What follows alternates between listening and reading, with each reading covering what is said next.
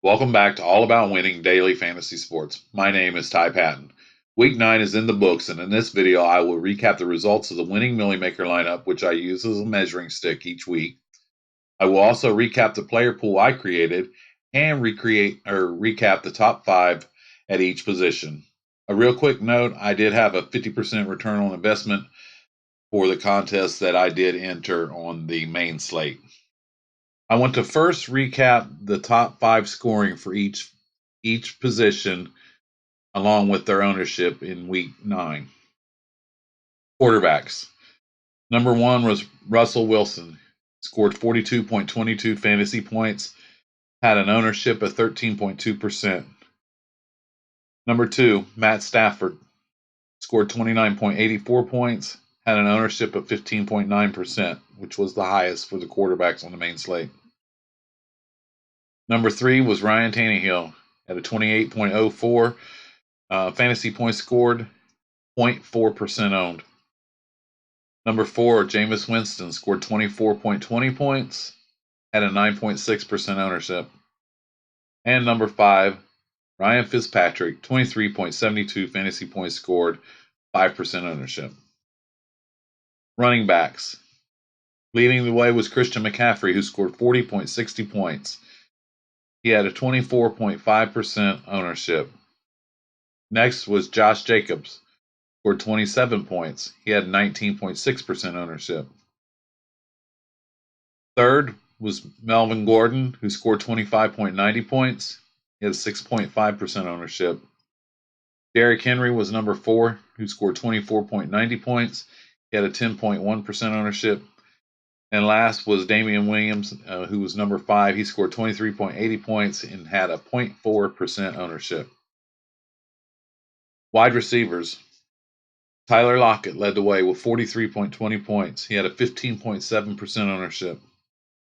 Michael Evans was number 2. He scored 39 fantasy points. He had a 13% ownership. DK Metcalf from Seattle scored 30 fantasy points, had a 13.1% ownership. Number 4 was Marvin Jones from Detroit, who scored 29.60 points. He had 12.7% ownership. And number 5, Tyreek Hill, scored 29.50 points and had 5.8% ownership. Tight end, Ertz led the way with 28.30 fantasy points. He had a 15.9% ownership. Number 2 was Noah Fant from Denver, who scored 23.50 fantasy points. He had a 3.4% ownership. Third was Jacob Hollister from Seattle, 19.70 fantasy points scored, 0.5% ownership. Number 4 was Gesicki from Miami, who scored 15.50 points. He had a 0.6% ownership. Number 5 was Hunter Henry from the Chargers, who scored 15.40 points. He had 6.7% ownership.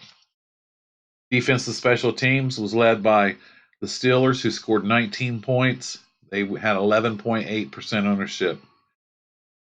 Number 2 was the Carolina Panthers, who scored 11 fantasy points. They had a 12.8% ownership. Number 3 was the Indianapolis Colts, who scored 8 fantasy points. They had a 1.5% ownership. Number 4 was the Bills. They also scored 8 fantasy points. They had a 17.4% ownership. They were the most expensive on the board as well. And number 5, and surprisingly, the Miami Dolphins also scored 8 fantasy points. They had a 1.1% ownership. So the Colts, Bills, and Dolphins all actually tied for number 3. They all had 8 fantasy points. Now, ownership for large tournament GPPs broke down as follows at each position. And these were the highest owned. Russell Wilson led the way, 12.83%, followed by Kirk Cousins with 8.63%, Matt Stafford 6.75%, Aaron Rodgers 6.60%, Jameis Winston 5.96%. Three of the top 5 in ownership were in the top 5 scoring. Running backs, Dalvin Cook led the way with 31.38% ownership. Christian McCaffrey was behind Cook with 26.58% ownership. Jones had Aaron Jones from Green Bay had 22.44% ownership. Austin Eckler had 17.81% ownership, and number 5 was Philip Lindsay, who had 14.43% ownership. Only one of the top 5 in ownership was in the top 5 in scoring, and that was Christian McCaffrey. He came in at 26.58% ownership.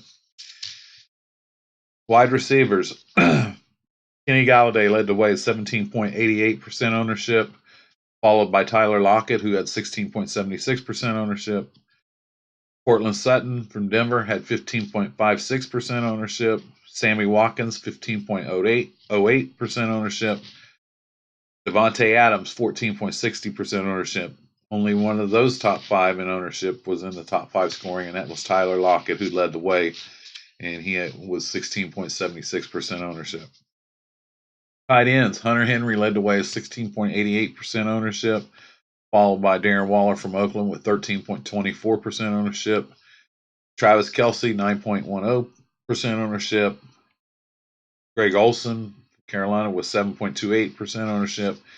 And Ertz with 7.26% ownership. And 2 of the 5 in ownership were in the top 5 scoring, and that was Hunter Henry and Ertz from Philadelphia. Defense special teams. The Panthers led the way in ownership with 8.02%, followed by the Bills at 7.61%. The Steelers were third with 7.16% ownership. Chargers were fourth at 6.53% ownership, and the Bears were fifth with 6.39% ownership. And 3 of the 5 in ownership, top 5 in ownership, were in the top 5 scoring, and that was the Panthers, Bills, and Steelers. Now, I like to look at the winning lineup for the Millie Maker on Draftkings and every week, and I use this as my measuring stick. The winning Millie Maker you'll see here on the screen, and I'll just go over it, was as follows. You'll see here he had Russell Wilson, who scored 42.22 fantasy points. He had 13.2% ownership. Number 2 was Christian McCaffrey, scored 40.60 points, had 24.5% ownership. Jalen Samuels scored 20.3 fantasy points. He had 50.7% ownership. That's really high. And these ownership, this is for the Millie Maker specific. The ownership that I gave you previously, that was for overall larger GPP tournaments. The site that I use gives you an overall of the percentages, but this is from the actual Millie Maker. So 50.7% of the lineups had Jalen Samuels. No, Mike Evans scored 39 fantasy points, 13% ownership. Tyler Lockett scored 43.2 fantasy points, 15.7% ownership. Preston Williams from Miami scored 24.2 fantasy points, 8.7% ownership. Noah Fant, 23.5 fantasy points, 3.4%. Mike Williams from the Chargers, 17.3 fantasy points at 9.8% ownership. And they had Pittsburgh Steelers, who scored 19 points and was 11.8% ownership. And he used all 50,000 of the salary for this lineup. So he had obviously a game stack going with Wilson and Lockett. Just a small game stack. Russell Wilson, Tyler Lockett, and brought it back with Mike Evans. And it really makes sense. You had the top. That's the top projected total on the board. It was 53 points. Took the quarterback with the target and brought it back with a target from the other team. That was pretty chalky. Obviously, you had Jalen Samuels in there. Samuels, what that did was allow you to kind of have a free spot, and he was able to fit Christian McCaffrey in there, who has been just. I thought it would drive his ownership down, being at 10,000, and I mean, only Dalvin Cook was ahead of him, so it wasn't scaring people off. And he definitely 40.6 points. He definitely found value. And I wanted to mention that his 3-player mini stack cost him $21,800, which was 43.6% of his salary. Now, in comparison, the following lineup could have been created utilizing my player pool. This lineup would have scored 258.92 points. It would have placed 7th out of 176,470 entries and would have paid $10,000, which is a 500 times return on investment. I did not have this lineup. It was generated in the optimizer, and usually when I use the optimizer, and I just do it mainly so I can just see the different randomizations with the players that I like. I set it for 150, and I believe this week it only ran 87 lineups, and I always have it set that my quarterback always has to have a target from the same team. And so this was the lineup that could have been created. Russell Wilson at quarterback, who scored 42.22 points. Running back was a little bit different, but from my player pool, you could have used Hunter or Derrick Henry, who scored 24.90 points. Next running back was Josh Jacobs, who scored 27 points, followed by wide receiver Tyler Lockett, 43.20 points, and Mike Evans scored 39 points. DK Metcalf from Seattle, 30 points. Tight end was Jacob Hollister, 19.70 points. Flex was Melvin Gordon, who scored 25.90 points, and defense special teams was Chargers. And from my player pool, you had, Wilson, Lockett, Metcalf, and Hollister. So you had a 4 and brought it back with Evans. So a 5-player game stack of Wilson, Lockett, Metcalf, Hollister, and Evans.